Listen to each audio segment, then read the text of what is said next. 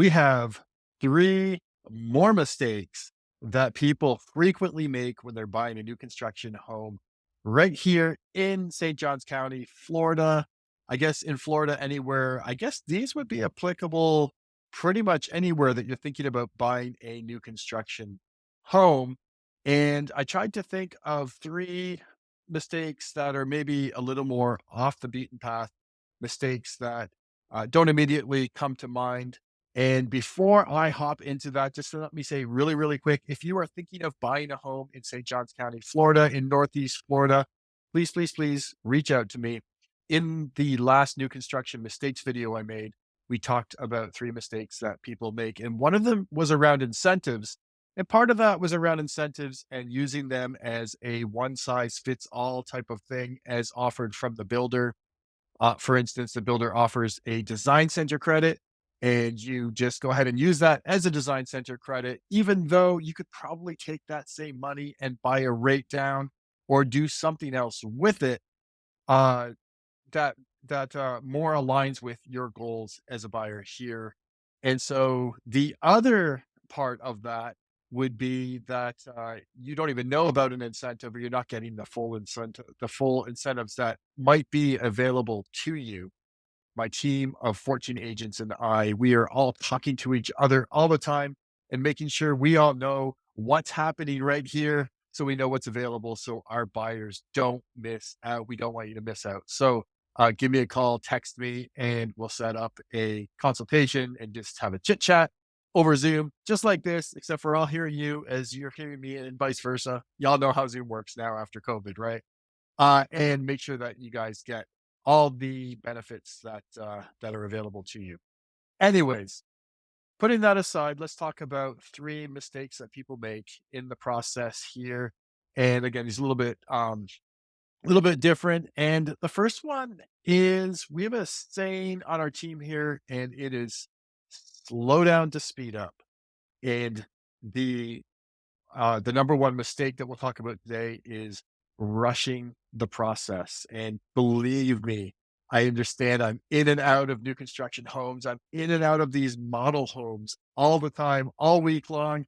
And I don't know how you could do what I do and be in these models, how real estate agents do it, where they're in these models all the time and they're not buying a new house every single year because you get in your house and now, gosh, I've been in here 4 or 5 years, but even 2, 3 years, you start to see the things that you don't like and you start wishing you had other things or maybe having some buyer's remorse. And you walk into these beautiful, shiny new models and you want more, you want another one. Everything in these model homes are set up to stimulate your senses. Everything from smells and music and just the whole approach, the whole feel of it is made to draw you in and make you feel as comfortable and cozy as possible so you're ready to make a decision. And while it is true, you don't necessarily want to delay and delay and delay and possibly miss out on a great opportunity. You also don't want to just rush in and make a decision right there on the spot without having really checked a lot of the things and dotted the I's and crossed the T's. And man, there's a lot that goes into it. And even falling in love with one particular model without knowing what else is out there. You know, the homes that sell the best in these neighborhoods are the ones that they have models for. So you might have a builder might have 20 floor plans in a neighborhood, but they sell three of that floor plan way more than any other plan. It's because they have models of it and people can see it. But there may be floor plans that work better for you and your family. And there may be other neighborhoods where these homes have models or other neighborhoods where these homes are currently being built. And so let's say you really love the Boca 2 and you get to see the Boca 2 because they have a model of it. But then you're like, well, maybe there's another, maybe an Avalon would work better for me. And we find out that there's another neighborhood nearby that is actually building an Avalon and the cabinets are in and it's almost finished, but it's not closed yet. So guess what we can do? We can go see that one and it might be a better floor plan for you. So that is just one small example of what I mean by slow down the speed up. Let's make sure you have all your options in place. And I guess the other big one on there that makes me think about the last video I made as well, we're talking about lot selection. We want to know what's happening around that neighborhood, what's happening around your lot, especially if it's not an interior lot, especially if it's not a lake lot, it's on preserve and it backs onto trees. We want to know 100% sure what is happening with those trees back there. So you don't have an example in this neighborhood that I live in right here. There was a new school going in, and the a lot of the people were buying homes on lots that were backing up to where the new school is going. And they were under the impression that there was going to be a buffer of trees left behind. Well, fortunately, a quick look at the property surveyor site would show you that the St. Johns County School District owned the property literally up to their property, up to the edge. And wouldn't you know it, when construction started on the new school, they bulldozed all those big, beautiful trees right there. And it was super sad for those people because now they had expected to have preserve views, but now they're looking at the new school. And I'm excited for the new school. And if I was one of those families, I had kids that were going to go to that school, I'd be super excited for it, but it's maybe not the view that they wanted to look at.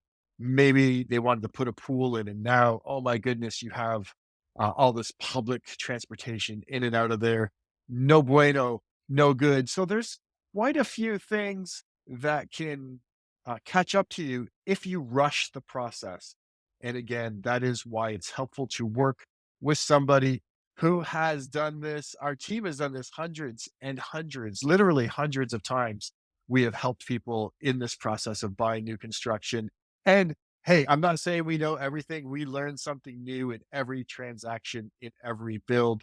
And collectively, though, we love to share our experience with buyers and help them make informed and excellent decisions and get the best bang for their buck and have the best experience for their family in in the build process, and then of course living in the house after. So, mistake number one: don't rush, slow down the speed up. All right. Um. Oh, so I'm gonna actually switch this up. I think we'll just hop over to mistake number. We'll call it mistake number two is similar to mistake number one, but this is just it's the mistake, I guess, is just taking for granted that the sales agent for the builder or the sales manager or the construction manager or whoever you're talking to at the builder, assuming that they actually know everything for sure and or just trusting that that whatever they say is going to happen is going to happen.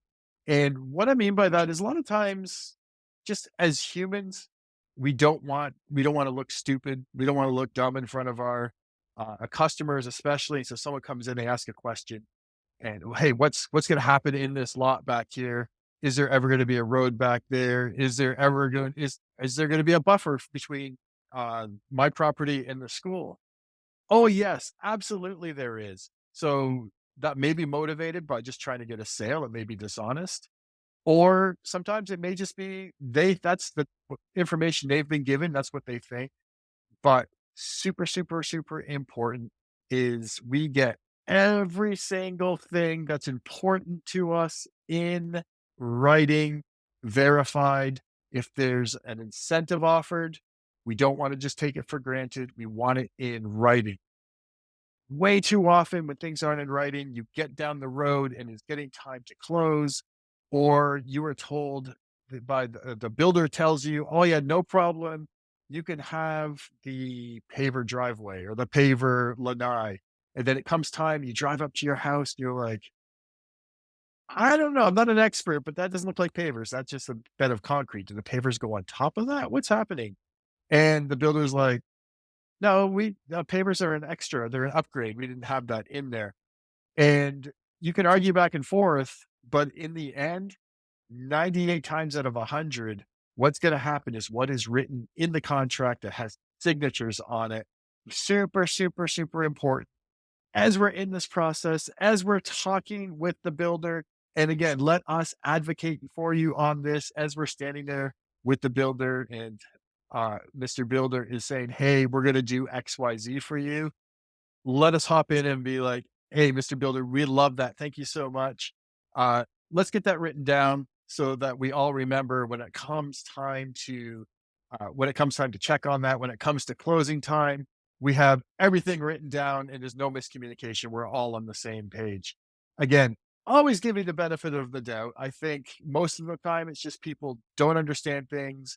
They're just incorrect or they're forgetting, but man, we want things in writing. So if a situation like that school being built right up against the homes, if there was something from management in writing, maybe that would have given maybe that would have given those buyers a chance to say, hey, you know what? We don't really want this house. We want our binder back and we want to get out. I don't know. I don't know the specific contracts on those one, but gosh, it totally helps to have everything written down and signatures on it. I think I've said that about 8 times now, so I will move on from that. But mistake number 2 is not getting everything in writing. All right, so mistake number 3 is to not have a plan and then probably have a backup plan when it comes to the move. The problem, a challenge with new construction is the date of completion for a home is a bit of a moving target. We really saw that in like 2000, 2001, 2002 with some of the supply chain challenges was causing all kinds of delays. And that was a really big moving target. But even before that, and even today now, there's a moving target here, just as certain things can still run out of stock and labor can still fluctuate depending on different storms in different part of the country and the labor force moves different places. There's all kinds of reasons for it, and I guess that's less important. The reasons are less important right now is as than recognizing the actual fact that it is a moving target. And so if you have a house to sell out of state, if you've got some things that need to be done on your side, really, really, really need to have a plan for things. So like if my house is ready in April, like they said it's going to be, what does that look like? If the builder calls me in December and says, hey, your house is going to be ready in February, what does that look like? How do we get out of our house here and get into our new house in February? If the April build comes and we're in the beginning of April, there's no cabinets yet, and we know we're not closing in April, what is the plan for that? Are you renting? Can you go month to month? Do you have a lease back option on your house, on your home sale? What is happening there? That is probably sometimes the biggest challenge in new construction is working with those dates. Because I can tell you in my experience, all the builders, when they have that certificate of occupancy and it is time to close, there may be a tiny bit of wiggle, but they're going to tell you when the close date is, and they expect you to be there at closing, and they will charge you fees for days that you are not able to close or cancel. Contracts can get canceled. It can be a big, messy disaster.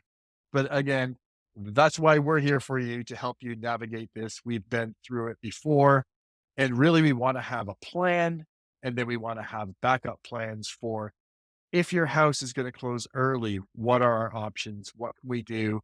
And again, if we're working with promises from the builder, what are we going to do? That's right. We're going to get everything in writing. But is there a plan if this thing closes in February? Or if we go over, what's the plan if we don't close until May, June, even July, if we have a long, long delay? So, mistake number 1 is not slowing down the speed up, it's rushing through the process. Mistake number 2 is not getting everything in writing. And mistake number 3 is not having a plan B, a plan to deal with the moving target that a close date can be for new construction. Again, we're here to help you navigate all this stuff. We don't want to see you make these mistakes. We don't want to see it cost you a bunch of money. We don't want to see you miss out on a great experience in an amazing home and getting as much value as possible. So see you in the next one. Stay classy, St. John County.